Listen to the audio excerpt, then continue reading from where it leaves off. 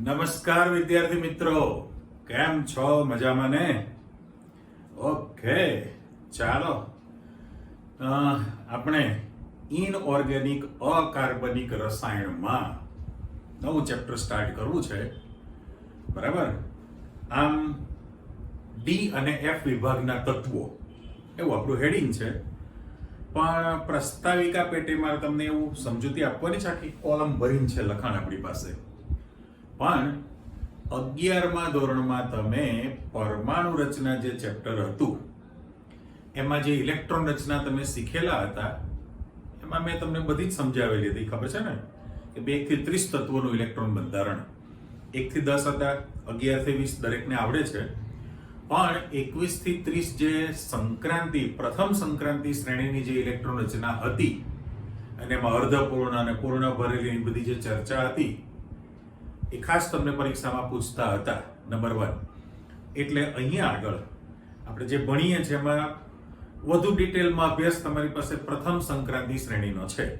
એક બીજું કે જે કંઈ તમે પ્રશ્નોના જવાબ આપશો એમાં તમારી પાસે ઇલેક્ટ્રોન રચના લખીને પછી જ વાર્તાલાપ કરવાનો છે. એટલે એનો અર્થ એવો થયો કે તમને ઇલેક્ટ્રોન રચના કમ્પલસરી આવડવી જોઈએ. એટલે આજના લેક્ચરમાં આપણે તમને એ પણ સમજાવી દઈશું અને છૂટી પાડી લખવાના છીએ, કારણ કે જતે દિવસે તમે ચુંબકીય ગુણધર્મ શીખશો, એની ચુંબકીય ચાકમાત્રાની ગણતરી કરવાના છો, અને આ બધી જ વિગત પછીનું તમારું જે સંકીર્ણ સંયોજનો છે એની અંદર પણ ચુંબકીય ગુણધર્મ આવવાનો છે. ઓકે, બેઝ અહીંયા છે, ત્યાં પાછું તમે નવેસરથી શીખવાના છો. ઓકે, ચાલો હવે આપણે સીધું જ ચેપ્ટરમાં જતા રહી. મેં તમને હેડિંગ આપી દીધું, 8 નંબરનું આપણું પ્રકરણ ડી અને એફ વિભાગના તત્વો. એમાંનું આપણું શુભ શરૂઆત, પહેલું લેક્ચર, બરાબર? એવડે મારે હવે જ્યાં સુધી આપણી દુનિયા પૂરી ન થાય ત્યાં સુધી આ પ્રકરણ આપણું ચાલુ છે. હવે મેં પ્રસ્તાવના જે હેડિંગ આપેલું છે, આખી કોલમ ભરીને તમારી પાસે પ્રસ્તાવના છે. તો એની અંદર મારે એવી તમને યાદગીરી આપવાની છે કે તમે જે આધુનિક આવર્ત કોષ્ટક શીખેલા છો એ આધુનિક આવર્ત કોષ્ટકની અંદર તમારી પાસે આ રીતનું હું 2 કોલમ મૂકું છું. એના પછી અહીંયા આગળ તમારી પાસે વચ્ચે મૂકી દઉં છું, અને આ તમારી પાસે વિભાગ મેં આપી દીધો છે. ઓકે, અને એની નીચે પણ મારે આ રીતે મૂકવું છે. ચાલો, આમ જાણો છો તમે, આમાં 1 2 3 4 એ રીતે આપણે મૂકી દીધું છે. તો અને પેલી જે કોલમ છે એમાં અત્યારે મારે જરૂરિયાત નથી, પણ છતાં તમે આધુનિક આવર્ત કોષ્ટકમાં એવી વસ્તુ સમજી લીધેલી છે કે તમારી પાસે પહેલો અને બીજો સમૂહ એટલે એસ વિભાગના તત્વો હતા. ફર્સ્ટ અને સેકન્ડ મેં નંબર આપી દીધો છે, એટલે 1 2 એમ. ત્યાર પછી તમારી પાસે અહીંયા જે સ્ટાર્ટ થવાનું છે એ ત્રીજા નંબરના સમૂહથી ચાલુ કરીને 12મા સમૂહ સુધી તૈયાર થશે. અને અહીં પણ તમને ખબર છે કે 13 નંબરથી ચાલુ કરીને તમારો 18મો સમૂહ છે, એ પી વિભાગના તત્વો છે. ઓકે, એટલે અહીં આગળ વચ્ચે જે તમારી પાસે જે રાશિ તૈયાર થયેલી છે એમાં દાખલા તરીકે મારે અહીંયા ભાગ પાડવા હોય તો એવું કહી શકાય ભાઈ આ ત્રીજો, ચોથો, 5મો, 6ઠો, 7મો, 8મો, 9મો, 10મો, 11મો અને 12મો સમૂહ. અને અહીંયા તમારી પાસે 13 નંબરથી ચાલુ કરીને 18 સુધી છે. એટલે નંબરિંગ આપણે મૂકી દઈએ છે. તો આ 4 5 6 7 8 9 10 11 અને 12. અને ચલો આપણે હવે રોમન આંકડા કાઢી નાખીને તમારા નિયમ પ્રમાણે 1 અને 2 નંબર આપી દઉં છું. એટલે એક વસ્તુ ફાઇનલ થઈ ગઈ. આ જાણો છો, યાદગીરી આપું છું જે તમારી પ્રસ્તાવિકામાં લખેલું છે કે ભાઈ આધુનિક આવર્ત કોષ્ટકમાં જે વચ્ચે જે મૂકેલા છે આ તત્વો એને આપણે કહીએ છીએ સંક્રાંતિ તત્વો. ઓકે, આનું નામ તમે આપ્યું છે સંક્રાંતિ તત્વો છે, અને એની નીચે જે લખું છું એ આંતર સંક્રાંતિ તત્વો પણ શબ્દ આપણે આપેલો છે. આંતર સંક્રાંતિ તત્વો એટલે તમે જોઈ લીધું કે ભાઈ પહેલો અને બીજો જે સમૂહ છે એ તમારો S વિભાગ છે. 13 નંબરથી 18 નંબર સુધીના જે છે તમારું ચેપ્ટર P બ્લોકનું P તત્વો છે અને બંનેની વચ્ચે જે તમે મૂકેલા છે એ D પ્રકારના તત્વો મૂકેલા છે. તો એને સંક્રાંતિ તત્વો શા માટે કીધું છે? તો એનું રીઝન છે પહેલું એ કે ભાઈ આ જે સંક્રાંતિ તત્વો છે એ સંક્રાંતિ તત્વોના રાસાયણિક ગુણધર્મો જે છે એ S બ્લોકને પણ મળતા આવે છે, P બ્લોકને પણ મળતા આવે છે. એટલે અહીંયા શબ્દ ખાલી વચ્ચે મૂકી દો કે રાસાયણિક ગુણધર્મો જે છે એ રાસાયણિક ગુણધર્મો S તત્વ સાથે પણ સામ્યતા ધરાવતું હોય છે અને P વિભાગના તત્વો સાથે પણ સામ્યતા ધરાવે છે. એટલે બંનેની વચ્ચલો જે ગુણધર્મો હોવાથી એને સંક્રાંતિ કહેવાય, ટ્રાન્ઝિશન. આપણે ઇંગ્લિશ શબ્દ છે ટ્રાન્ઝિશન.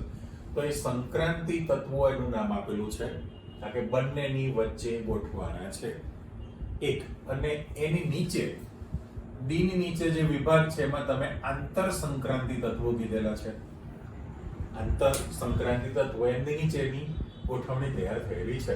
હવે વાત કરીએ પ્રમાણે કે ભાઈ તમારી પાસે ત્રીજા સમૂહથી ચાલુ કરીને 12મા સમૂહ સુધીના જે છે D બ્લોકના તત્વો તમે ગણતરીમાં લીધેલા છે.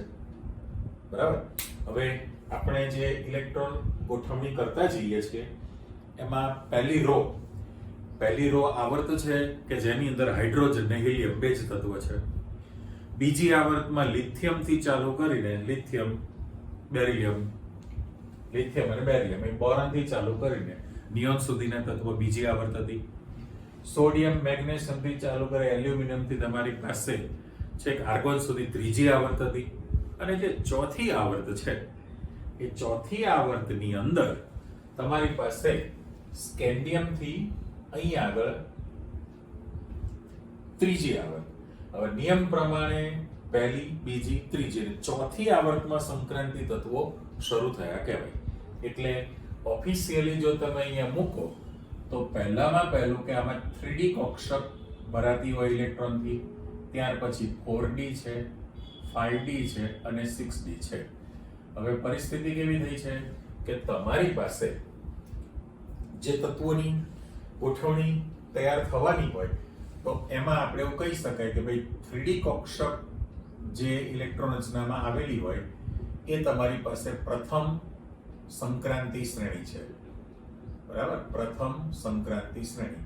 અને એમાં સ્કેન્ડિયમ 21 થી ચાલુ કરીને ઝિંક 30 નંબર સુધીની તમે લાઈન લઈ શકશો, પણ આપણે ચોકડી પાડી દઈએ છીએ કે ભાઈ પ્રથમ સંક્રાંતિ શ્રેણીમાં છેલ્લું જે તત્વ છે ઝિંકને સંક્રાંતિ તત્વ તરીકે ગણવામાં આવતું નથી.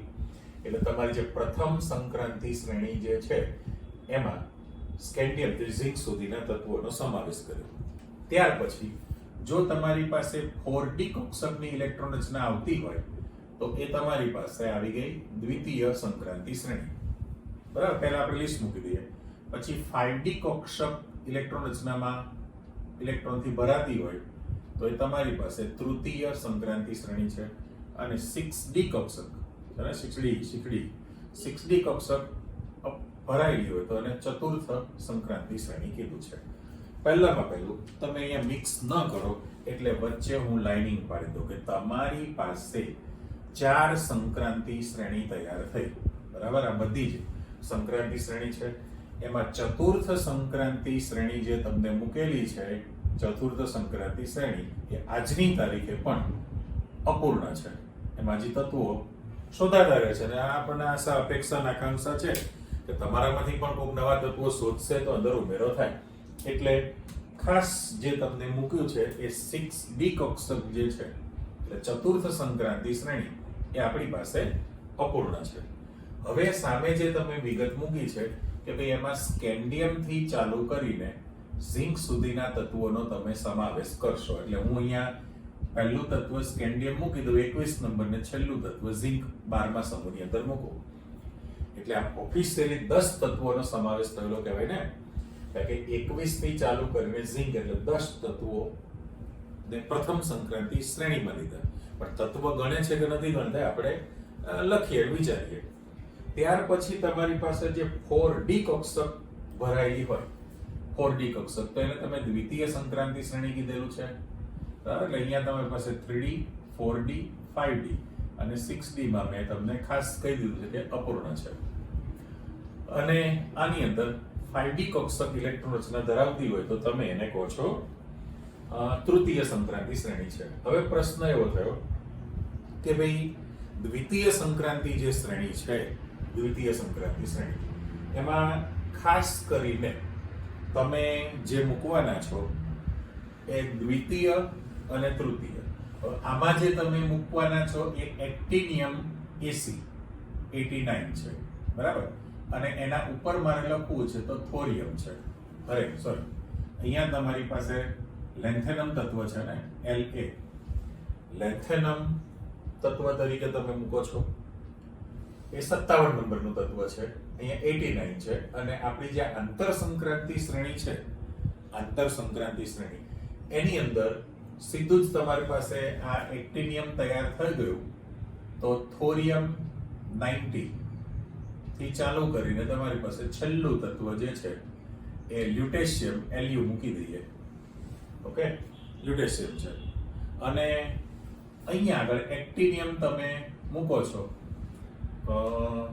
આમાં લેન્થેનમ 57 નંબર છે અને પછી હાફનિયમ આપણે અહીંયા આને નીચે લેવાનું થશે ને, જે થોરિયમ છે, થોરિયમ TH એ 90 નંબર થી શરૂ કરીને તમારી પાસે અહીંયા લોરેન્સિયમ છેલ્લું 102 નંબરનું તત્વ.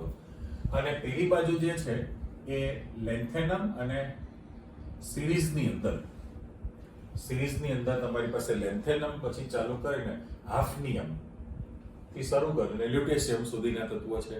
એ તો તમે 11મા ધોરણમાં આવર્ત કોષ્ટક વાળો જે ટોપિક ભણ્યા છે એમાં ડિટેલમાં શીખેલા જ છો.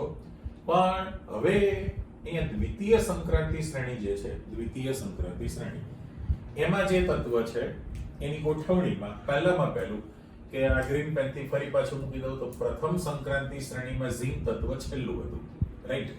અહીંયા કેડમિયમ છેલ્લું તત્વ છે અને આનું છેલ્લું તત્વ છે મર્ક્યુરી. એટલે મારે અહીંયા જે બ્રેકેટમાં તમે તત્વોનું લિસ્ટ મૂકો છો, તત્વોના લિસ્ટની અંદર, તો પહેલામાં પહેલું કે તમારી પાસે અહીંયા આગળ છેલ્લું તત્વ કેડમિયમ છે CD અને આમાં છેલ્લું તત્વ છે મર્ક્યુરી Hg. પણ વાત કરી એ પ્રમાણે કે ત્રણે સંક્રાંતિ શ્રેણીમાં પ્રથમ, દ્વિતીય, તૃતીય આ તો અપૂર્ણ છે, તો એની અંદર જે છેલ્લું તત્વ છે એને સંક્રાંતિ તત્વ તરીકે ગણતરીમાં નથી લેતા. શા માટે? આપણે વિચારીએ છીએ કહ્યું મેં એ પ્રમાણે. હવે જે વાત આવે છે એ અહીં આગળ જે તત્વ તરીકે લેવો છે ઇટરિયમ છે, Y. અહીંયા જે તત્વનું નામ છે એ Y નંબરનું તત્વ છે જેને ઇટરિયમ કહેવામાં આવે. ઇટરિયમ થી શરૂ કરીને કેડમિયમ છે. અને આમાં જે તમે મૂકવાના છો એમાં લેન્થેનમ La, લેન્થેનમ જે છે એ La તત્વ તરીકે મૂકેલું છે. અને પછી જે સિરીઝ ચાલુ થાય એમાં હાફનિયમ HF, હાફનિયમ થી મર્ક્યુરી સુધીના તત્વોનો તમારી પાસે સમાવેશ થયેલો છે આની અંદર. એટલે કહેવાનો અર્થ એવો છે કે ભાઈ અહીંયા જે લિસ્ટ તમે મૂક્યું, ચલો હું ફરી બ્લેક પેન થી મૂકી દઉં, સ્કેન્ડિયમ થી ઝિંક તત્વો જે છે, બરાબર. અને અહીંયા જો 30 નંબર તમારી પાસે આવતું હોય તો નીચે તમારી પાસે એના પ્રમાણે વધતો જવાનો છે ક્રમ, બરાબર. એટલે આખી જે સિરીઝ બની છે એ સંક્રાંતિમાં તૈયાર થયું કે, અને આંતર સંક્રાંતિની જે માહિતી તમારી પાસે આવી ગઈ છે એમાં જે છે, કારણ કે તત્વ તરીકે તમારી પાસે લેન્થેનમ ને અહીંયા ગણતરીમાં તમે લેવાના છો, લેન્થેનમ. અને ત્યાર પછી જે હાફ નિયમથી ચાલુ કરીને કન્ટિન્યુઅસ તમે ગણતરીમાં મૂકશો લ્યુટેશિયમ સુધીના.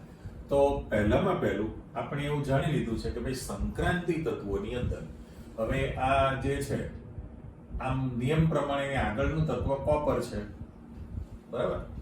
કોપર તત્વ છે. એના પછી તમે જશો તો એની નીચે સિલ્વર Ag આવે, એના પછી એવું સોનું અવરમ આવે, અને આ બાજુ જો તો પ્લેટિનમ Pt આવે. એટલે સંક્રાંતિ તત્વોની અંદર આમ જો લિસ્ટ પ્રમાણે તમે મૂકતા જઈએ આપણી પાસે, તો પરમાણુ ક્રમાંક જે મૂકેલો છે એ લિસ્ટ પ્રમાણે દાખલા તરીકે સ્કેન્ડિયમ, બરાબર, અને પરમાણુ ક્રમાંક સાથે 21 નંબર છે, એટલે અત્યારે એકની અંદર હું આ રીતે લખીશ, સ્કેન્ડિયમ સંજ્ઞા અને પરમાણુ ક્રમાંક છે. ત્યાર પછી ટિટાનિયમ શબ્દ, તો ટિટાનિયમ Ti અને 22 નંબર છે. એના પછી વેનેડિયમ V 23 નંબર છે. એટલે કન્ટિન્યુઅસ જ્યારે તમે લિસ્ટ બનાવતા જાવ, scandium, titanium, vanadium four V, મોટો V. એના પછી તમારી પાસે આવે ક્રોમિયમ, તો Cr 24 નંબર છે.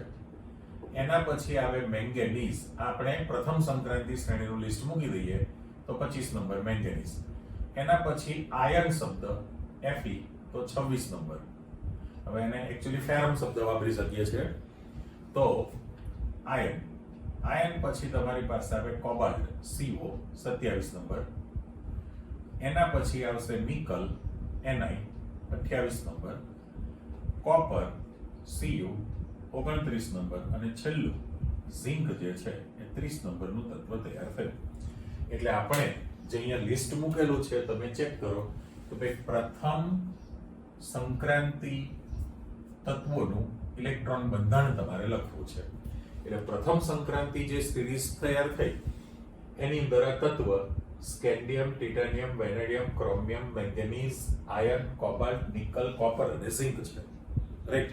તો ઇલેક્ટ્રોન્સને આપણે લખતા જઈએ છીએ ધીરે ધીરે, પણ સૌથી પહેલું કે ભાઈ એ સંક્રાંતિ તત્વની અંદર જે આપણી પાસે સંક્રાંતિ તત્વ તરીકે છે એમાં તમે ઉમદા ધાતુ, બરાબર, ઉમદા ધાતુ તરીકે કોને ગણતરીમાં લો છો? સારામાં સારી ધાતુ તરીકે તો કે સિલ્વર Ag, સોનું Au, બરાબર, પ્લેટિનમ Pt. આ તો આપણે વર્ષોથી ખબર છે કે Ag, Au અને Pt એ ઉમદા ધાતુ છે. એનો વપરાશ સૌથી વધુ પ્રમાણમાં થઈ શકે છે ઓર્નામેન્ટ્સમાં, નાંદે વગેરે. સાથે સાથે આ પહેલી ઉમદા ધાતુ તરીકે કીધું છે. અને ત્યાર પછી તમારી પાસે દાખલા તરીકે અહીંયા આગળ એક્ટિનિયમ કીધું છે ને, એક્ટિનિયમ તો થોરિયમ અને યુરેનિયમ જે છે આ 90 નંબર છે, અને આ 90 છે અને 92 છે. એટલે થોરિયમ છે, યુરેનિયમ છે, આ બધા જ તત્વો જે છે એ રેડિયો સક્રિય તત્વો ગણાશે.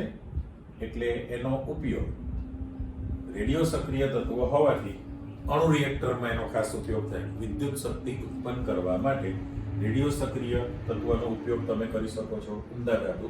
અને આ તમે જે મૂકેલું છે એ આંતર સંક્રાંતિ થયા કહેવાય ને, આંતર સંક્રાંતિ તત્વો તરીકે લઈએ છીએ.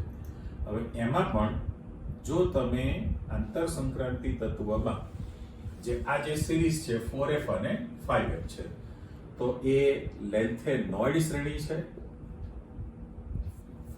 લેન્થેનોઇડ તત્વોની શ્રેણી. અને એક્ટિનોઇડ તત્વોની બનેલી શ્રેણી છે. એટલે લેન્થેનોઇડ માટે આપણે 4f સિમ્બોલ વાપરીએ છીએ અને એક્ટિનોઇડ માટે 5f સિમ્બોલ વાપરીએ છીએ. એટલે પહેલામાં પહેલું કે ભાઈ આંતર સંક્રાંતિ તત્વો જે છે એ વાત કરીએ પ્રમાણે S બ્લોક P બ્લોક ની વચ્ચે મધ્યવર્તી બંનેની લાક્ષણિકતા, સંક્રાંતિ તત્વો મૂકે D બ્લોકના, અને એની નીચે તમે બે રો તૈયાર કરેલી છે, અને એ જે છે આંતર સંક્રાંતિ તત્વો કીધા. એમાં પહેલું તત્વ તમારી પાસે લેન્થેનમ છે. એટલે લેન્થેનમ પછી અહીંયા તમારી પાસે જે સ્ટાર્ટ થવાનું છે એકચ્યુઅલી સીરિયમ છે ને, લેન્થેનમ પછી સીરિયમ થી ચાલુ કરીને લ્યુટેશિયમ સુધીના તત્વો. એટલે એ લેન્થેનોઇડ શ્રેણી તૈયાર થયેલી કહેવાય, કારણ કે પહેલું તત્વ તમે લેન્થેનમ મૂકેલું છે. અને અહીંયા એક્ટિનોઇડ શ્રેણી એટલા માટે કે આ 57 નંબર હતું પેલું, આ 89 છે, બરાબર. અને એક્ટિનોઇડ શ્રેણીની અંદર થોરિયમ થી ચાલુ કરીને તમે લોરેન્સિયમ સુધી તમે જવાના છો. એટલા માટે કે ભાઈ આમાં પહેલું તત્વ તમે લેન્થેનમ ની લાક્ષણિકતા લેન્થેનોઇડ તત્વ જેવી હોવાથી નામ એનું લેન્થેનોઇડ આપેલું છે, અને આનું તમે એક્ટિનિયમ તત્વ લીધેલું છે. એટલે એના માટે એ સિરીઝનું નામ તમે એક્ટિનોઇડ શ્રેણી આપેલું છે. પણ એ લોકોની ઇલેક્ટ્રોન રચનામાં F પ્રકારની કક્ષકો ભરાવાની છે. આમ આપણે આધુનિક આવર્ત કોષ્ટકનું જે વર્ગીકરણ છે એ છેલ્લો ઇલેક્ટ્રોન કઈ કક્ષકમાં છે એના આધારે થાય છે ને કે ભાઈ પહેલો સમૂહ આલ્કલી અને બીજો સમૂહ આલ્કલાઇન અર્ધ ધાતુનો આ તત્વોમાં છેલ્લો ઇલેક્ટ્રોન s કક્ષકમાં છે એટલે એને s બ્લોક કહેલા છે. ત્યારે અહીંયા 13 થી શરૂ કરીને 18મો સમૂહ જેટલા સમૂહ છે બધા p બ્લોક એમાં છેલ્લો ઇલેક્ટ્રોન p કક્ષકમાં છે એટલે p વિભાગના તત્વો થયા. ત્યારે આમની ઇલેક્ટ્રોન રચનામાં d કક્ષક ધરાવતી હોય એટલા માટે આપણે એને d તત્વો કહેલા છે. ત્યારે આમાં d તો ખરી સાથે સાથે f કક્ષક પણ આવવાની. d અને f બંને પ્રકારની કક્ષકોની હાજરી હોય એટલા માટે આપણે એને આંતર સંક્રાંતિ તત્વો કહેલા છે.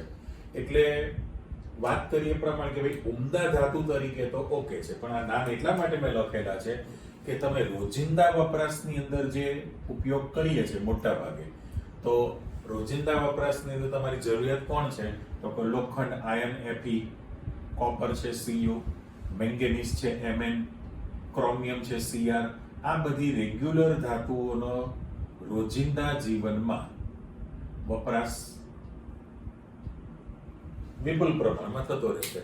એટલે સંક્રાંતિ તત્વોની આમ તમે લાક્ષણિકતા વિચારી લીધી, સાદી લાક્ષણિકતા કે ભાઈ રોજિંદા જીવનમાં વપરાતી ધાતુઓ જે છે એ પ્રથમ સંક્રાંતિની વાત કરીએ તો આયર્ન, લોખંડ જાણીએ છે ને ઔદ્યોગિક ઉત્ક્રાંતિ, જે દેશની અંદર લોખંડ વધુ પ્રમાણમાં ઉત્પાદન થતું હોય એને ઔદ્યોગિક ઉત્ક્રાંતિ સારામાં સારી ગણાય.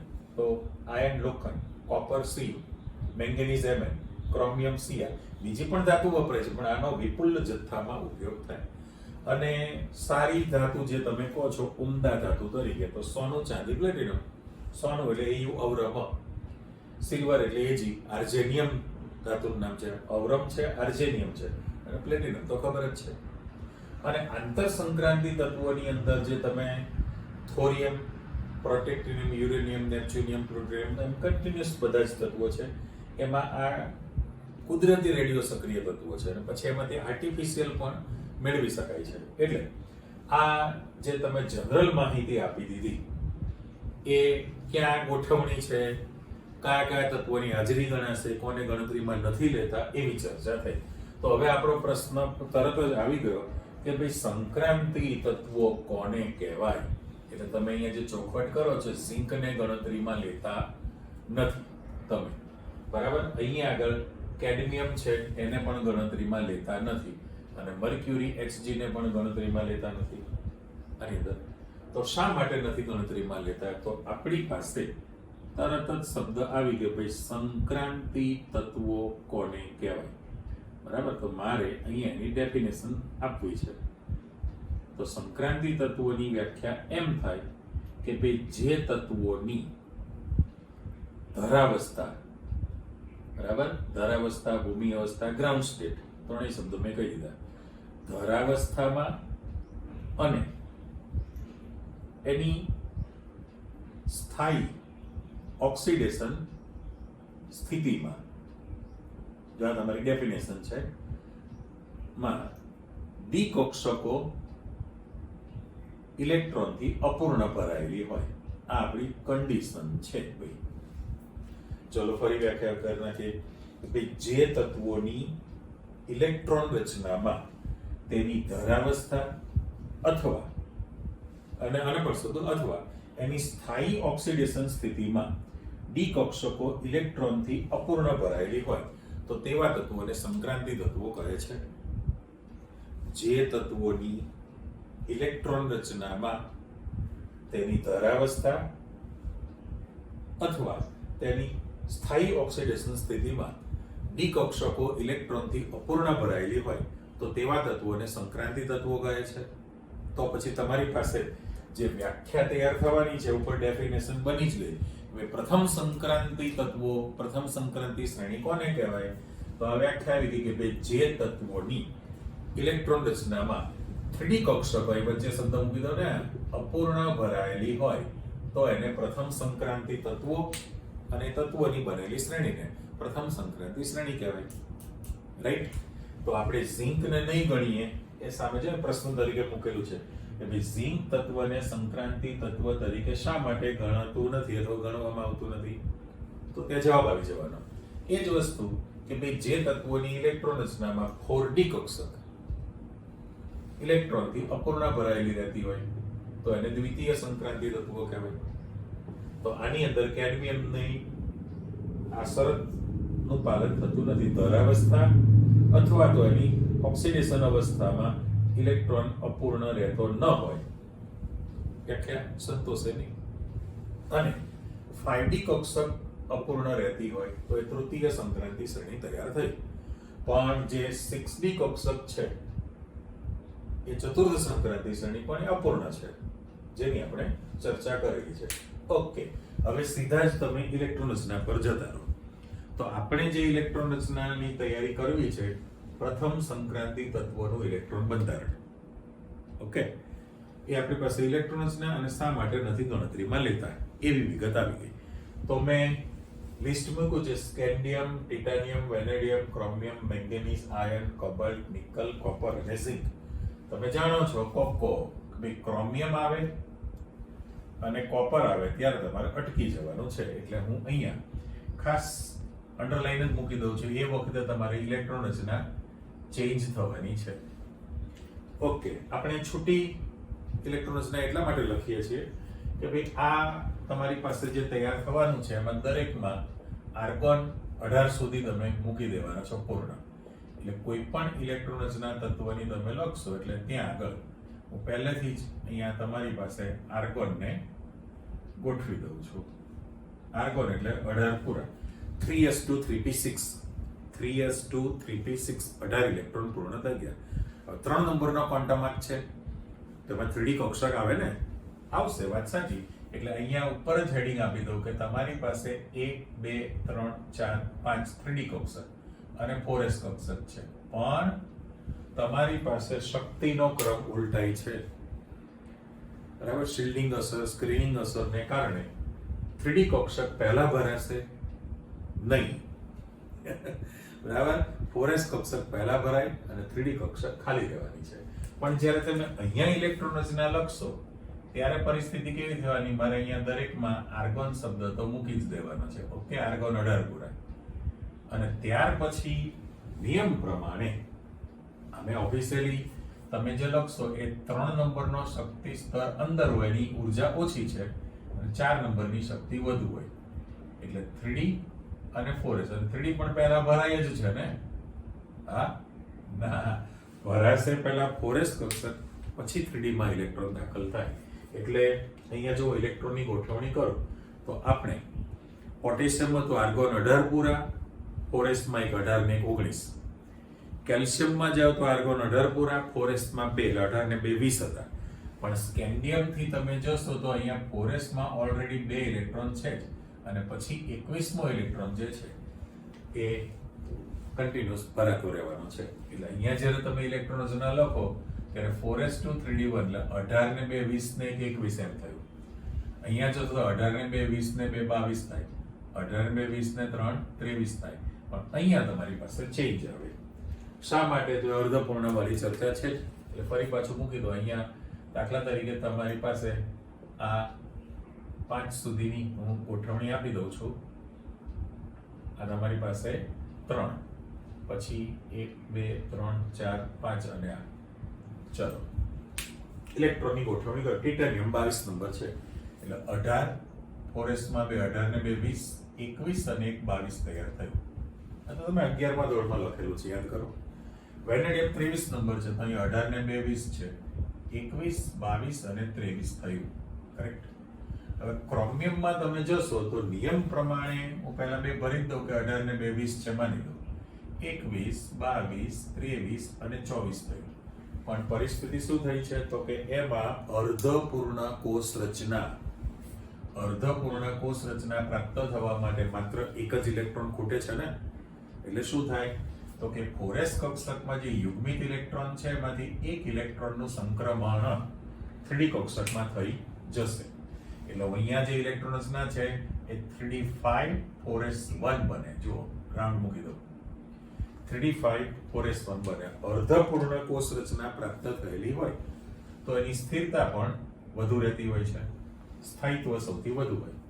એ પણ તમારી પાસે જૂનો ને જાણીતો મુદ્દો છે કે ભાઈ D0, D5 કે D10 રચના પ્રાપ્ત થયેલી હોય તો સ્થાયિત્વ વધુ રહેતું હોય છે. અહીં આપણે લખી દઈએ કે ભાઈ જે તત્વની ઇલેક્ટ્રોન રચનામાં D0, D5 કે D10 રચના જો પ્રાપ્ત થયેલી હોય તો એનું સ્થાયિત્વ વધુ રહેતું હોય છે.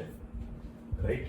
ફરી ચેક કરો કે ભાઈ જે તત્વની ઇલેક્ટ્રોન રચનામાં D0 થાય એટલે તમારી પાસે ડી કક્ષક ખાલી થઈ ગઈ. D5 હોય એટલે અર્ધપૂર્ણ થઈ અને D10 હોય તો પૂર્ણ ભરેલી છે, તો એનું સ્થાયિત્વ સૌથી વધુ રહેતું હોય. અને એના કારણે ક્રોમિયમનું જે ઇલેક્ટ્રોન બંધાણ છે એ અલગ પ્રશ્ન તરીકે પણ પૂછે છે. એ કોપર માટે પણ લાગુ પડે. ભાઈ ક્રોમિયમની ઇલેક્ટ્રોન રચના આર્ગોન 4s2 રહેવાને બદલે આર્ગોન 3d5 4s1 હોય છે, તો તમે જવાબ લખી શકો કે ભાઈ Cr પરમાણુ નિયમ અનુસાર Cr પરમાણુની ઇલેક્ટ્રોન રચના નીચે મુજબની હોવાની છે. એ તમે મૂકશો 4s2 3d4 છે. પણ ચર્ચા કરી કે ભાઈ ક્રોમિયમ પરમાણુમાં અર્ધપૂર્ણ કોષ રચના પ્રાપ્ત થવા માટે એક જ ઇલેક્ટ્રોનની જરૂરિયાત છે, ખૂટે છે. એટલે 4s માં જે યુગ્મિત ઇલેક્ટ્રોન છે એમાંથી એક ઇલેક્ટ્રોનનું સંક્રમણ 3d કક્ષકમાં થઈ જશે અને એમાં D5 અર્ધપૂર્ણ રચના પ્રાપ્ત થઈ ગઈ, જેની સ્થિરતા વધુ હોય છે. માટે અહીંયા 3d4 4s2 રહેવાને બદલે સ્થાયી બંધાણ 3d5 4s1 રહેતું હોય છે. ઓકે, એવું કોપર વખતે પણ તમારે ધ્યાન રાખવું પડે. ચલો ફરી પાછા તમે આમાં આગળ વધતા જશો તો હું પાછી લાઇનિંગો અહીંયા તૈયાર કરી દઉં. તો આ તમારી પાસે હતા એમ, અને અહીંયા પણ હું આગળ દરેક જગ્યાએ તમારી પાસે AR રહેમાન લખાઈ ગયો ને, આર્ગોન આવી. ચલો ફરી પાછી ગોઠવણી તૈયાર કરો. એટલે પરિસ્થિતિ કેવી થવાની છે? તો મેંગેનીઝ, તો અહીંયા નિયમ પ્રમાણે 18 ને 2 20, 21, 22, 23, 24 અને 25 અર્ધપૂર્ણ થઈ ગયું.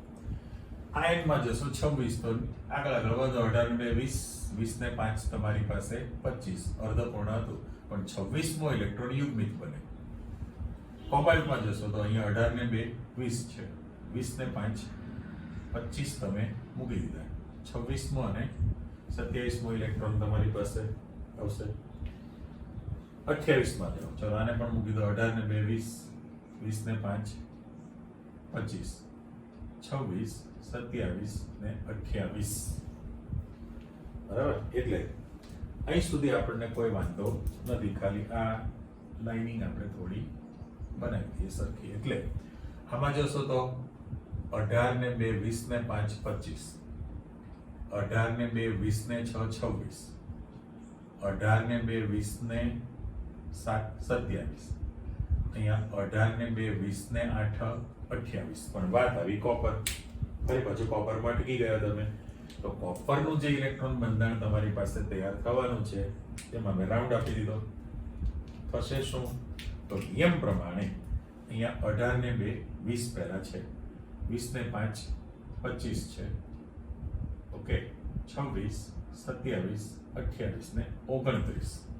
ફરી પાછું હતું એમને મજા આવી ગયા તમે કે ભાઈ કોપર પરમાણુમાં પૂર્ણ કોષ રચના પ્રાપ્ત થવા માટે માત્ર એક જ ઇલેક્ટ્રોનની જરૂરિયાત છે, D10 રચના પ્રાપ્ત થવા. એટલે એમાં પણ 4s માં જે યુગ્મિત ઇલેક્ટ્રોન છે એમાંથી એક ઇલેક્ટ્રોનનું સંક્રમણ ક્યાંથી જવાનું છે? 3d કક્ષકમાં થઈ જશે. એટલે જે તમારી પાસે ઇલેક્ટ્રોન બંધારણ તૈયાર થઈ ગયું એ 3d 4s1 થાય, 3d10 થશે. અને છેલ્લું પહેલા મૂકી દે પછી ચર્ચા કરીએ. તો અહીંયા 18 ને 2 20 ને 10 30 બની ગયેલું છે. તો એમાં તો બધી જ કક્ષકો ઇલેક્ટ્રોનથી પૂર્ણ છે. 18 ને 2 20 4s માં, 20 ને 2 22, 2 24, 2 26, 2 28 ને 2 30 બધા જ ઇલેક્ટ્રોન તમારી પાસે પૂર્ણ છે. બરાબર? બંનેમાં તમારા કારણો ધીરે ધીરે આવતા ગયા. ભાઈ આ જ વસ્તુ કે ભાઈ કોપર પરમાણુનું ઇલેક્ટ્રોન બંધારણ 4s2 3d9 રહેવાને બદલે 4s1 3d10 હોય છે. તો એ પણ તમે ચર્ચા કરી કે ભાઈ Cu પરમાણુની નિયમ અનુસાર ઇલેક્ટ્રોન રચના 4s2 3d9 હોવી જોઈએ.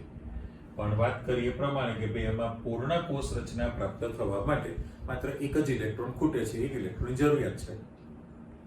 માટે 4s માં જે યુગ્મિત ઇલેક્ટ્રોન છે એમાંથી એક ઇલેક્ટ્રોનનું સંક્રમણ 3d કક્ષકમાં થઈ જશે અને એની પાસે d10 રચના પ્રાપ્ત થઈ ગઈ કે જેની સ્થિરતા સૌથી વધુ હોય છે. એટલે કોપર જે છે એ આ પ્રકારની ઇલેક્ટ્રોન રચના ધારણ કરે. તો પછી સાથે સાથે તમારી પાસે આવી ગયું કે ભાઈ ઝિંક તત્વને સંક્રાંતિ તત્વ તરીકે શા માટે ગણાતું નથી, એને ગણતરીમાં નથી આવતા. ઝિંક તત્વને ગણાતું નથી તો રીઝન આવી ગયું કે ભાઈ હવે તમે એનો જવાબ લખો તો એવું લખવું પડે એકચ્યુઅલી કે ભાઈ Zn પરમાણુની ધરાવસ્થાની ઇલેક્ટ્રોન રચના નીચે મુજબની હોય છે. ચલો આપણું લખાણ છે. હવે આવું આટલું બધું લખવાની જરૂર નથી, તમે સીધું જ લખી શકશો કે Zn 30 નંબર, આર્ગોન 18 પૂરા, 3d10 અને 4s2. તો તમે નીચે લખાણ આપશો કે ભાઈ ઉપરોક્ત ઇલેક્ટ્રોન રચના પરથી જોઈ શકાય છે કે Zn પરમાણુની 3d કક્ષક ઇલેક્ટ્રોનથી સંપૂર્ણ ભરાયેલી છે, પૂર્ણ ભરેલી છે. સાથે સાથે એમ પણ જાણવા મળ્યું છે કે ઝિંક તત્વના મોટા ભાગના સ્થાયી સંયોજનોમાં એ Zn2+ તરીકે અસ્તિત્વ ધરાવે. એટલે Zn તત્વની સૌથી વધુ સ્થાયી ઓક્સિડેશન સ્થિતિ કઈ છે? Zn+2 છે. અને Zn+2 બને તો પણ એની 4s માંથી જ 2 ઇલેક્ટ્રોન દૂર થવાના છે. તો એનું જે ઇલેક્ટ્રોન બંધારણ બનવાનું છે એ 3d10 4s0 રહેશે. 3d10 4s0 થયું. 4s માંથી 2 ઇલેક્ટ્રોન તમે આમાંથી દૂર કર્યા છે, પણ છતાં 3d કક્ષક તો પૂર્ણ ભરેલી છે. અહીંયા પણ તમારી પાસે 3d કક્ષક પૂર્ણ ભરેલી રહી છે. સ્થાયી અવસ્થામાં પણ 3d કક્ષક ઇલેક્ટ્રોનથી પૂર્ણ ભરેલી છે. તો વ્યાખ્યા અનુસાર આપણે શું કીધેલું છે? વ્યાખ્યા અનુસાર જે તત્વોની ઇલેક્ટ્રોન રચનામાં તેની ધરાવસ્થામાં અથવા તેની સ્થાયી ઓક્સિડેશન અવસ્થામાં ડી કક્ષક ઇલેક્ટ્રોનથી અપૂર્ણ ભરાયેલી હોય તો જ તેને સંક્રાંતિ તત્વ તરીકે ગણી શકાય. તો અહીંયા ઝિંક પરમાણુમાં એની ધરાવસ્થામાં પણ ડી કક્ષક પૂર્ણ ભરેલી છે અને સ્થાયી ઓક્સિડેશન અવસ્થામાં પણ ડી કક્ષક પૂર્ણ ભરેલી છે. તો એને સંક્રાંતિ તત્વ તરીકે ગણતરીમાં લેવાતું નથી. એટલે ઝિંકને સંક્રાંતિ તત્વ તરીકે ગણતરીમાં ના લીધું કહેવાય. પણ તો નિયમ પ્રમાણે આમ ઓફિશિયલી તમે જોવા જાવ તો કોપરની ના ગણવું જોઈએ ને, કારણ કે કોપરની ઇલેક્ટ્રોન્સ ના જો d10 4s1 છે, d10 4s1 છે તો પૂર્ણ ભરેલી છે, ખરેખર ના ગણે. પણ કોપર તત્વના મોટા ભાગના સ્થાયી સંયોજનોમાં એની સ્થાયી ઓક્સિડેશન અવસ્થા Cu2+ છે.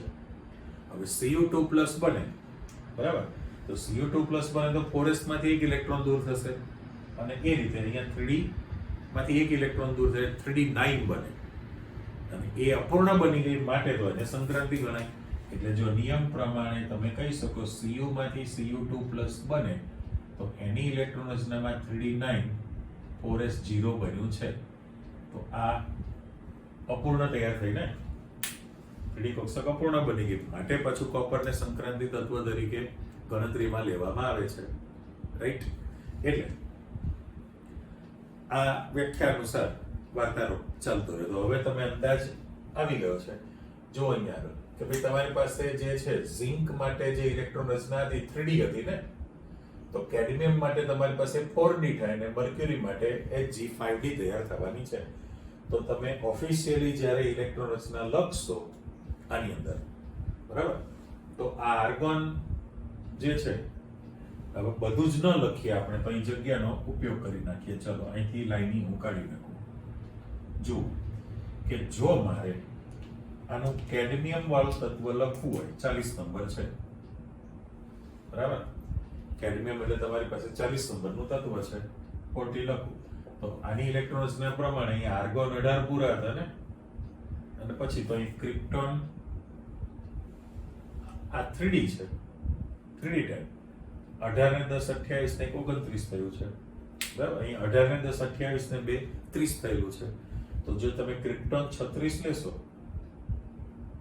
36 નહીં ને? એટલે એની આપણે વિચારણા નથી કરવી, માત્ર એટલું જ કહી દો કે એમાં 4d10 4s2 હશે ઇલેક્ટ્રોન બંધારણ કેડમિયમમાં, અને મર્ક્યુરીમાં જો તમે જશો તો એમાં 5d10 5s2 બનશે, રાઈટ? ખાલી એટલું પહેલા વિચારી લો ને, પછી તમે એની ઓક્સિડેશન અવસ્થા તૈયાર કરો. તો પહેલામાં પહેલું કે ભાઈ કેડમિયમમાં 4 નંબર 4d આવે એટલે 4d10, પછી આવે ન આવે ને તો અહીં શું તમારે લખવું પડે? 5s લખવાનું થાય, અને અહીંયા 5d લખો તો શું લખવાનું થાય? 6s લખાય. તો હવે હું આટલી ચર્ચા કર્યા પછી ડી તત્વો છે એની સામાન્ય ઇલેક્ટ્રોન બંધારણ, સામાન્ય ઇલેક્ટ્રોન બંધારણ કઈ રીતે દર્શાવી શકશો તમે? તો કે તમે n-1 d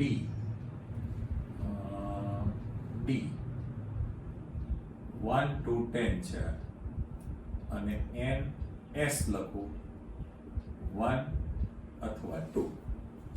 જે મેં ઉપર જે સામાન્ય ઇલેક્ટ્રોન બંધારણ ડી તત્વોનું તૈયાર કરેલું છે, હવે તમે ઇલેક્ટ્રોન રચનાને પણ કમ્પેર કરી લો અને નક્કી કરી લો. દાખલા તરીકે આ પ્રથમ સંક્રાંતિ શ્રેણી છે તો n ની કિંમત તમે 4 લીધેલી છે ને, તો આ 4s છે, જો મેં રાઉન્ડ મૂક્યો, n ની કિંમત 4, તો અહીંયા 4 - 1 કરું એટલે તમારી પાસે 3d તૈયાર થઈ ગયું કહેવાય. તો આ 3d કક્ષક હતી, બરાબર? એટલે 3d કક્ષક ખાલી રહે, 4s પહેલા ભરાય પછી 3d ભરાતી હોય ઇલેક્ટ્રોનની ગોઠવણીમાં. તો એ જ રીતે અહીંયા જ્યારે તમે n ની કિંમત 5 લેશો, 5s 5 નંબરનો શક્તિ સ્તર, એટલે પાંચમી ચોથા આવર્તની અંદર પ્રથમ સંક્રાંતિ શ્રેણી, પાંચમા આવર્તની અંદર દ્વિતીય સંક્રાંતિ શ્રેણી, અને છઠ્ઠા આવર્તમાં તૃતીય સંક્રાંતિ શ્રેણી બની કહેવાય. તો અહીંયા 5 લઈએ, 5s2 5 - 1 એટલે 4d10 તૈયાર થયું ને, જોઈ લો પહેલું. અને એ રીતે મર્ક્યુરીમાં તમે જશો તો એને પણ 6s2 તો 5d10 તૈયાર થયેલું છે. તો અત્યારે આ લોકોની જે ઇલેક્ટ્રોન રચના છે એમાં ડી કક્ષક પૂર્ણ ભરેલી છે, નંબર 1. સાથે સાથે એની સ્થાયી ઓક્સિડેશન અવસ્થા આપણે વિચારીએ તો Cd2+ છે ને, અહીંયા આગળ Cd2+ મૂકી દો કેડમિયમના મોટા ભાગના સંયોજનોમાં, અને Hg માં અસ્તિત્વ ધરાવે છે, Hg+1 પણ, અને સ્થાયી અવસ્થામાં Hg2+ છે. જો Hg2+ કરી નાખો તો 5s 6s માંથી, આ બંને માટે વાત છે, Cd+2 કરો તો 5s માંથી 2 ઇલેક્ટ્રોન દૂર થવાના, છતાં 4d ભરેલી છે. Hg+2 કરો તો 6s માંથી 2 ઇલેક્ટ્રોન દૂર થાય, છતાં 5d કક્ષક પૂર્ણ ભરેલી છે. એટલે એની ધારાવસ્થામાં અને સ્થાયી ઓક્સિડેશન અવસ્થામાં પણ ડી કક્ષકો અપૂર્ણ નથી, પૂર્ણ ભરેલી જ રહે છે. માટે એમને સંક્રાંતિ તત્વ તરીકે ગણી શકાય નહીં. એટલે જેવી રીતે મેં અહીંયા ઝિંકને સંક્રાંતિ નથી ગણાતું, એવું તમારું નામ બદલીને કેડમિયમને પણ નથી ગણાતું પ્રશ્ન બને, મર્ક્યુરીને પણ નથી ગણાતું એવો પ્રશ્ન બની જાય. એટલે ઇલેક્ટ્રોન રચના પરથી સામાન્ય બંધારણ આવી ગયું n-1 d 1 to 10. d માં 1 થી 10 ઇલેક્ટ્રોન છે, ભલે 10 હોય તો નથી ગણતા, ઓકે. અને s માં 1 અથવા 2 છે. મોટા ભાગે તમારી પાસે જો s કક્ષકમાં 2 ઇલેક્ટ્રોન જ છે. માત્ર અપવાદ તરીકે ક્રોમિયમ અને કોપરમાં s કક્ષકમાં 1 જ ઇલેક્ટ્રોન છે, કારણ કે d5 અર્ધપૂર્ણ અને પૂર્ણ d10 રચના પ્રાપ્ત કરવાની હતી. રેડી? આ એની ઇલેક્ટ્રોન રચના પરની માહિતી આવી. સહેજ આગળ વધતા જાઓ તો સંક્રાંતિ તત્વોની, આપણે જે સંક્રાંતિ તત્વો કહીએ છીએ એની પોતાની લાક્ષણિકતાઓ અને એના સામાન્ય ભૌતિક ગુણધર્મ કીધા છે. હવે પહેલામાં પહેલું બે વસ્તુ ચાલે છે, એટલે ભૌતિક ગુણધર્મ તમે જાઓ તો સંક્રાંતિ તત્વો જે છે વિશિષ્ટ પ્રકારના ધાતુ તત્વો છે. ચલો એક એક શબ્દ આપણે મૂકતા જઈએ છીએ, વાક્ય રચના જોઈ લો કે ભાઈ વિશિષ્ટ પ્રકારની ધાતુ છે. ધાતુ શબ્દ પહેલા મૂકી દો તો સંક્રાંતિ તત્વોની અંદર મુખ્ય ગુણધર્મ તન્યતા અને ટીપાઉપણનો ગુણધર્મ આવશે ને, એમાંથી ડક્ટાઇલ ખેંચીને તાર બનાવી શકાય, ટીપીને બરાબર. ટીપીને એમાંથી પતરા પણ બનાવી શકાય. અને ધાતુ છે એટલે વિદ્યુત અને ઉષ્માની વાહકતા પણ દર્શાવતું હોય, વિદ્યુત અને ઉષ્માની વાહકતા દર્શાવતું હોય. અને ધાતુનો ગુણધર્મ છે એટલે એ લોકો ચળકાટ પણ ધરાવતા હોય, અને ધાતુ છે એને કારણે એમાંથી રણકાર પણ ઉત્પન્ન થતો હોય. આપણે ભૌતિક ગુણધર્મ કહીએ છીએ, રાસાયણિક ને એમાં સાથે નથી લેવાની. એટલે તમે નક્કી કરો કે ભાઈ સંક્રાંતિ તત્વો વિશિષ્ટ પ્રકારના ધાતુ તત્વો છે. ધાતુ હોવાને કારણે એમાં તન્યતા અને ટીપાઉપણુંનો ગુણધર્મ અસ્તિત્વ ધરાવે. બીજું, એ વિદ્યુત અને ઉષ્માની સુવાહક બનવાની છે, અને એ ચળકાટ ધરાવશે. ચળકાટ ધરાવવો એનો સામાન્ય ગુણધર્મ કહેવાય. અને અફળાવો એટલે એમાંથી સિનોર સાઉન્ડ, કર્ણપ્રિય અવાજ, એમાંથી રણકાર પણ ઉત્પન્ન થતો હોય છે. આ એના સામાન્ય ભૌતિક ગુણધર્મ થયા કહેવાય.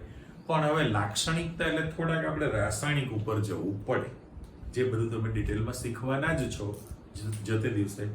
તો પહેલામાં પહેલું કે ભાઈ સંક્રાંતિ તત્વો જે છે, સંક્રાંતિ તત્વો એ જુદી જુદી ઓક્સિડેશન સ્થિતિ ધરાવી શકે છે. ઓકે, એ તમને જુદી જુદી ઓક્સિડેશન અવસ્થા આપી શકે છે. તમે ભણી લીધેલું છે. દાખલા તરીકે Fe જે છે તો તમને Fe2+, Fe3+ પણ હોય છે ને, Cu+1 છે, Cu2+ છે. અને મેંગેનીઝ તો તમને +2 થી ચાલુ કરીને +7 સુધીનું અસ્તિત્વ તમને આપે છે. એટલે પહેલું જ એની લાક્ષણિકતા તમારી પાસે આવી ગઈ કે ભાઈ સંક્રાંતિ તત્વો જે છે એ જુદી જુદી ઓક્સિડેશન અવસ્થા આપી શકે છે. લખો Cu+1 અને Cu2+ છે જ. બીજું કે ભાઈ સંક્રાંતિ તત્વો જે છે એ એકબીજા સાથે મિશ્ર થઈ જાય, એકબીજા સાથે મિશ્ર થઈને તમારી પાસે મિશ્ર ધાતુ પણ આપી શકે છે. એટલે સંક્રાંતિ તત્વો મિશ્ર ધાતુઓ આપે, જેને ALLOYS, એલોઇસ તમે કહો છો, મિશ્ર ધાતુ તમને આપી શકે છે. બરાબર. બીજું કે એ સંક્રાંતિ તત્વો જે છે એ ઉદ્દીપન અસર નિપજાવે છે. ઉદ્દીપન અસર નિપજાવે છે એટલે રાસાયણિક પ્રક્રિયાઓમાં ખાસ એનો ઉપયોગ ઉદ્દીપક તરીકે થાય છે, જે આપણે છેલ્લા લેક્ચરમાં પૃષ્ઠ રસાયણમાં ભણી લીધું ને, કરો યાદ, કે ભાઈ એમોનિયા બનાવવાની હેબર પદ્ધતિમાં Fe નો ભૂકો રાખવામાં આવે. સલ્ફ્યુરિક એસિડના ઉત્પાદન માટેની સંપર્ક પદ્ધતિમાં વેનેડિયમ પેન્ટોક્સાઇડ અથવા તો પ્લેટિનમ પણ રાખે. ઓસ્વાલ્ડ પદ્ધતિ નાઇટ્રિક એસિડના ઉત્પાદનમાં પ્લેટિનાઇઝ્ડ એટલે પ્લેટિનમનો બારીક ભૂકો રાખીએ છીએ, પ્લેટિનાઇઝ્ડ એસ્બેસ્ટોસ રાખીએ છીએ. વનસ્પતિ તેલમાંથી વનસ્પતિ ઘી બનાવે તો હાઇડ્રોજનેશનની પ્રક્રિયામાં બારીક ઝીણો નિકલ ધાતુનો બારીક ભૂકો રાખે છે, જેને રેની નિકલ કહેવાય. બરાબર. એટલે સંક્રાંતિ તત્વ તેમજ એનું બનેલું સંયોજન ઉદ્દીપન અસર નિપજાવે એટલે ઉદ્દીપક તરીકે વપરાય છે. બીજું કે એમાં અયુગ્મિત ઇલેક્ટ્રોનની હાજરીને કારણે જવાબદાર કોણ છે? એ પહેલું ચેપ્ટર આપણું, કે અયુગ્મિત ઇલેક્ટ્રોન હોવાને કારણે એ પોતે આયન પોતે અને એનું બનેલું સંયોજનો અનુચુંબકીય ગુણધર્મ ધરાવતું હોય, અનુચુંબકીય ગુણધર્મ. અને અયુગ્મિત ઇલેક્ટ્રોનની હાજરીના કારણે એ રંગીન સંયોજનો પણ તમને આપી શકે છે, રંગીન સંયોજનો તમને આપી શકે છે. અને લાક્ષણિકતામાં આ જુદી જુદી સ્ફટિક રચના ધરાવે છે, જુદી જુદી સ્ફટિક રચના ધરાવે. હવે એમાં અલગ અલગ પ્રકારો, આપણું પહેલું ચેપ્ટર, પણ અપવાદની અંદર હું તમને કહી શકું કોણ આવે તો કે મેંગેનીઝ 25 નંબર આપણું, અને આ છેલ્લા તત્વો મેંગેનીઝ તથા આ જે છેલ્લા તત્વો કોણ આવશે? ઝિંક છે, કેડમિયમ છે અને મર્ક્યુરી છે. એટલે એક કરતા વધુ સ્ફટિક રચના ધરાવતા. એટલે ફરી ચેક કરો કે તમારી પાસે જુદી જુદી ઓક્સિડેશન અવસ્થા ધરાવે છે, એટલે વિવિધ પ્રકારના સંયોજનો આપે. બરાબર. મિશ્ર ધાતુ એકબીજા સાથે સંયોજન આપે, એલોઇસ છે. ઉદ્દીપન અસર નિપજાવતાવાળી પ્રક્રિયાઓમાં ઉદ્દીપક તરીકે વપરાશે. અયુગ્મિત ઇલેક્ટ્રોનની હાજરી હોવાને કારણે બે કોરિલેટેડ, તો એ અણુચુંબકીય ગુણધર્મ ધરાવતા હોય. હા, યુગ્મિત હોય તો પ્રતિચુંબકીય છે, પણ અયુગ્મિત હોય તો અણુચુંબકીય ગુણધર્મ છે. બીજું કે રંગીન હોય, અયુગ્મિત ઇલેક્ટ્રોન જવાબદાર છે શોષણ ઉત્સર્જનની થિયરી પ્રકાશની, તો એ રંગીન સંયોજનો પણ તમને આપી શકે છે. અને અપવાદમાં તમને આ મેંગેનીઝ અને છેલ્લા જે તત્વો છે એ સિવાયના જુદી જુદી એક કરતા વધુ સ્ફટિક રચના ધરાવતા હોય છે. એક કરતા વધુ સ્ફટિક રચના ધરાવે છે. અને પ્લસ હજુ એક આપણે કહી શકીએ જગ્યાનો ઉપયોગ કરી દો કે એની મુખ્ય લાક્ષણિકતા છે કે સંકીર્ણ સંયોજનો તમને વિપુલ પ્રમાણમાં આપી શકે છે. મોટા ભાગે સંક્રાંતિ તત્વો જે છે એ સંકીર્ણ સંયોજનો તમને આપતા હોય છે. એટલે આ એની સામાન્ય લાક્ષણિકતા તૈયાર થયેલી કહેવાય સંક્રાંતિ તત્વોની. અને ધાતુ હોવાને કારણે ધાતુના જે સામાન્ય ગુણધર્મ અસ્તિત્વ ધરાવતું હોય, હજી બીજા હશે તમારે સ્વીકારીને ચાલવાનું છે. એની અંદર ચળકાટ છે તો બધી ધાતુ ચળકાટ ન ધરાવે, એમાં પણ અપવાદ તો છે ને. મેંગેનીઝ છે એ ચળકાટ નથી ધરાવતું લો. એટલે મોટા ભાગે આપણે એવી ચર્ચા કરેલી કે એટલે ટૂંકમાં આપણે જે સ્ટાર્ટ કર્યું એ તમારી પાસે પ્રસ્તાવિકા, એની ઇલેક્ટ્રોન રચના, હવે તમને અંદાજ આવી ગયો કે ભાઈ અયુગ્મિત ઇલેક્ટ્રોન અણુચુંબકીય માટે અને રંગ માટે જવાબદાર છે, અને ઉદ્દીપન અસર માટે પણ જવાબદાર છે. આ તમારી સેપરેટ અલગ અલગ ટૂંકનોંધ પણ આવશે આ જ ચેપ્ટરમાં. ઉદ્દીપન અસર સમજાવો, ચુંબકીય ગુણધર્મ ડિટેલમાં શીખશો તમે, અને રંગ માટેની થિયરી આવશે. એને દરેકમાં તમારી પાસે બી કક્ષકમાં ક્યાં કેટલા અયુગ્મિત ઇલેક્ટ્રોન છે એની માહિતી જાણકારી હશે તો જ તમે એનો પ્રોપર સાચો જવાબ લખી શકો. કરેક્ટ? એટલે આ આખી ચર્ચા તમારી પાસે આવી ગઈ. આટલું તૈયાર કરી રાખો. આગળ તમે વધે રાખશો ચેપ્ટર પતે નહીં ત્યાં સુધી. આ તો શુભ શરૂઆત છે. ઓકે, ફરી મળીએ છીએ. આવજો. બાય.